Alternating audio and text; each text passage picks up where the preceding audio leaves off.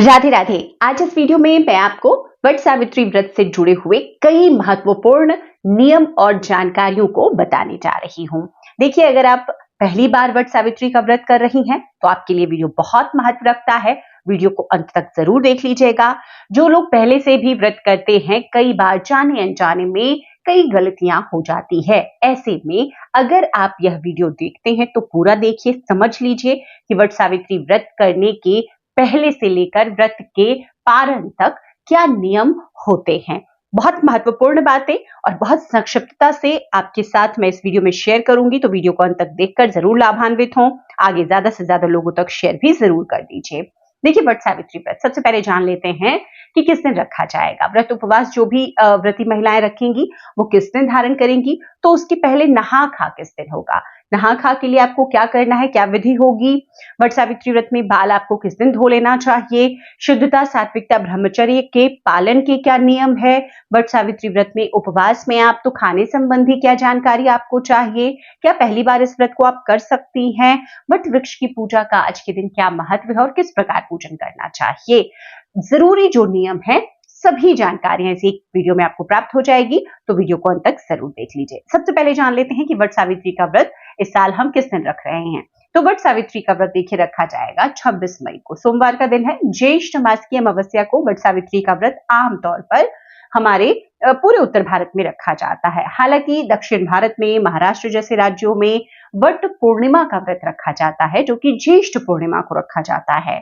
तो इस तरह से अगर आपके यहाँ अगर वट सावित्री व्रत रखा जाता है अमावस्या को, तो भी यही विधि नियम होंगे, और अगर पूर्णिमा को रखा जाता है तब भी इस विधि नियम को आपको फॉलो करना है।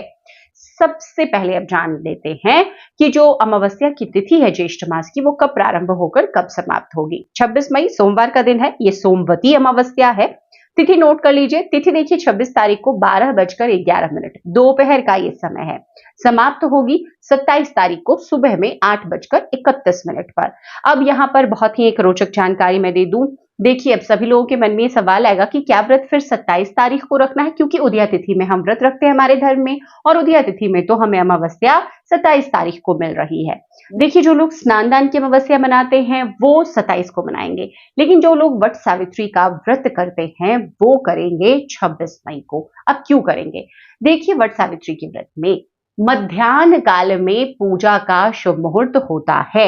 मतलब कि हमें दोपहर में ही वट सावित्री व्रत का पूजन, जो विधिवत हम करते हैं वट वृक्ष की देवी सावित्री सत्यवान की, वो हमें करना चाहिए। हमेशा शुभ मुहूर्त हमें मध्याह्न काल में मिलता है। इसीलिए देखिए 26 तारीख को 12:11 पर दोपहर में शुरू हो जाएगा, और शुरू होते ही हम पूजन शुरू कर देंगे। जो शुभ मुहूर्त है वो 12:11 से ही शुरू हो रहा है।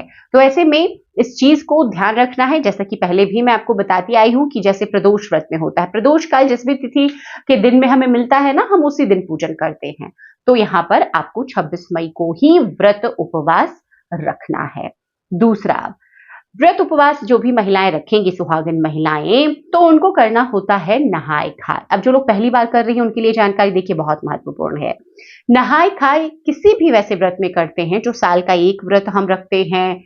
जैसे साप्ताहिक व्रतों में नहा खा नहीं होता, लेकिन जो साल में सालाना व्रत होते हैं, जैसे करवा चौथ के व्रत में हम एक दिन पहले नहा खा का पूरा नियम करते हैं, तीज के व्रत में करते हैं, ज्वितिया के व्रत में करते हैं, संकटा चौथ, ऐसे कोई भी बड़े व्रत होते हैं ना, तो उसमें हम नहा खा एक दिन पहले करते हैं। नहा खा आपको 25 मई को करना है। अब नहा खा का मतलब क्या होता है? कई लोग तामसिक भोजन करते हैं, तो ऐसे में नहा खा इसलिए बहुत जरूरी है सभी के लिए। मतलब कि आपको नहा खा के दिन 25 मई को लहसुन, प्याज और किसी भी प्रकार का कोई भी तामसिक भोजन नहीं करना है। इस दिन आपको बाल धो करके स्नान करना है। इसीलिए क्योंकि किसी भी व्रत में हम बाल धोकर नहीं स्नान करते हैं। बहुत लोगों के मन में कंफ्यूजन रहता है कि बाल किस दिन धोएं। तो देखिए, बाल आपको एक दिन पहले धोना चाहिए। यहाँ पर एक और जरूरी नियम बता दूं, जो बहुत बार बहुत लोग पूछते हैं कि क्योंकि एक दिन पहले ऐसा दिन है कि हम बाल नहीं धो सकते। देखिए, कोई भी जब बड़ा व्रत, सालाना व्रत होता है ना, जिसमें नहा खा का नियम होता है, तो कोई भी दिन पड़े हमें उसी दिन बाल धोना है। व्रत वाले दिन हमें बाल नहीं धोना है। इस चीज को आप ध्यान रखें, अवॉइड कीजिए। इससे देखिए ग्रह दोष होता है, और ज्यादा कुछ नहीं मैं कहूंगी, ग्रह दोष होता है, तो हमें बचना चाहिए ग्रह दोषों को स्वयं से लेने में। तो आपको 25 तारीख को बाल धो लेना है। इस दिन आपको शुद्ध सात्विक भोजन ही करना है। अब अगले दिन आप व्रत का उपवास लेंगी। 25 तारीख को देखिए शुद्ध सात्विक भोजन करना है।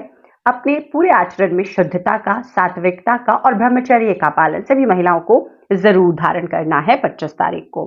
अब 26 तारीख को हम सुबह में उठेंगे, व्रत का संकल्प ले लेंगे। व्रत का जब हम संकल्प ले लेते हैं तो वह शुरू हो गया हमारा। देखिए कई लोग निराहार निर्जला व्रत रखती हैं क्योंकि सावित्री देवी ने निर्जला निराहार व्रत रखा था।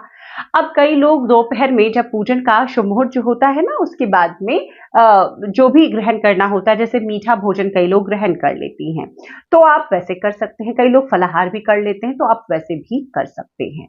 तो आपको सुबह में जो मध्याह्न काल का पूजा का मुहूर्त है, उसके पहले कुछ भी नहीं खाना है। मध्याह्न काल में पूजा करना है। शुभ मुहूर्त जैसे मैंने बताया 12:11 से शुरू हो जाएगा। इसके बाद आप पूजन अपना संपन्न कर लीजिए। वट सावित्री व्रत में देखिए अब कई लोगों ने ये नियम बना लिया है कोरोना के बाद से कि घर में ही वो तना ला करके वहीं पर पूजन कर लेती हैं। देखिए ऐसा नहीं कीजिए, अवॉइड कीजिए। बहुत मजबूरी है तब ऐसा आप करें, क्योंकि देखिए वट वृक्ष का पूजन हम आज के दिन क्यों करते हैं? वट वृक्ष को ना अमृतत्व मिला हुआ है, वो एक अमृतत्व के प्रतीक के तौर पर देखा जाता है। वट वृक्ष से देखिए ऑक्सीजन की प्रचुर मात्रा निकलती है। वट वृक्ष में त्रिदेवों का वास बताया जाता है।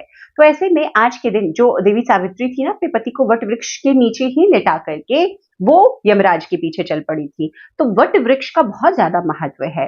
तो ऐसे में आज के दिन देखिए वट वृक्ष के पास जाकर आप वहां पर पूजन कीजिए। यही सबसे शुभ और सबसे फलदायी होता है। इस बार पहली बार वट सावित्री का व्रत जो लोग करना चाहती हैं, नवविवाहिताएं, जो लोग पहले नहीं शुरू कर सकी हैं, कर सकती हैं। जी बिल्कुल कर सकती हैं। अभी देखिए ना गुरु अस्त है, ना शुक्र अस्त है और ना अधिक मास लगा हुआ है। तो आप वट सावित्री व्रत जो लोग पहली बार शुरू करना चाहती हैं, बिल्कुल कीजिए। वट सावित्री व्रत के जो भोग है, जो पूजा का विधान है, अलग से मैं बताऊंगी। भोग में कुछ चीजें विशेष होती है, जैसे आज हम वट वृक्ष की फेरी लगाते हैं। 7 फेरी का विधान होता है। 7 फेरी क्यों लगाते हैं वो भी मैं बता दूं। 7 फेरी इसलिए लगाते हैं क्योंकि यह व्रत देखिए सुहागन महिलाएं, खास तौर पर विवाहित महिलाएं रखती हैं अपने अखंड सौभाग्य के लिए, अपने पति की उन्नति, तरक्की, उनकी दीर्घायु, उत्तम स्वास्थ्य की कामना से। तो उनके पति का और उनका साथ 7 जन्मों तक बना रहे, इसी धारणा से, इसी कामना से 7 फेरी आज वट वृक्ष की लगाई जाती है। आज पूजन में देखिए काले चने का बहुत महत्व होता है। काले चने जरूर लेकर जाएं। वट वृक्ष की पूजा के समय आपको एक बांस का बना हुआ जो पंखा होता है, हाथ वाला पंखा, जो हाथ से हम हवा करते हैं, वो पंखा आपको बांस से बना हुआ जरूर पूजन में ले जाना चाहिए। कुछ चीजें और महत्व रखती है, जैसे कि पारण में आपको वट वृक्ष का जो कोपल, जो नए पत्ते आ रहे होते हैं ना, या फल, अगर कोपल ना मिले तो उसे खाकर ही महिलाओं को व्रत खोलना चाहिए। तो ये बहुत ही महत्वपूर्ण बातें थी जो मैंने इसी एक वीडियो में आपके साथ शेयर कर दी है।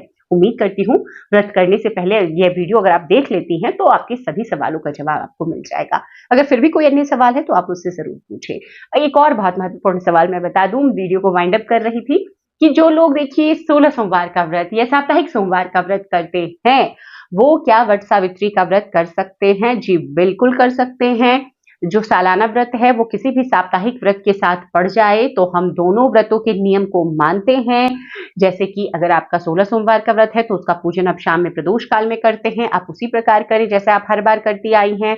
वट सावित्री का जैसे पूजा का समय शुभ मुहूर्त बताया मैंने मध्याह्न काल में, तो आप मध्याह्न काल में पूजन कर लेंगी, दोनों ही व्रत की कथाएं पढ़ेंगी।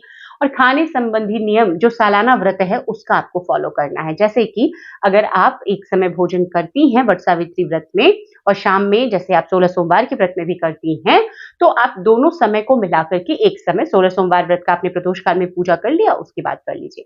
अब कोई व्रत, कोई फलाहार जैसे मंगलवार का व्रत कर रहा है तो उसमें आज आपको वट सावित्री व्रत में भी भोजन फिर नहीं करना चाहिए, आप फलाहार ही रह जाइए। तो इस प्रकार से दोनों व्रतों का जो निर्वाह है वो हम कर लेते हैं, जो पालन है वो हम कर लेते हैं। तो उम्मीद अब करती हूँ कि ये सभी जानकारियां आपको मिल गई होंगी। वीडियो अगर पसंद आए तो ज्यादा से ज्यादा लोगों तक शेयर कर दीजिएगा, वो भी इन जानकारियों का लाभ उठा सके।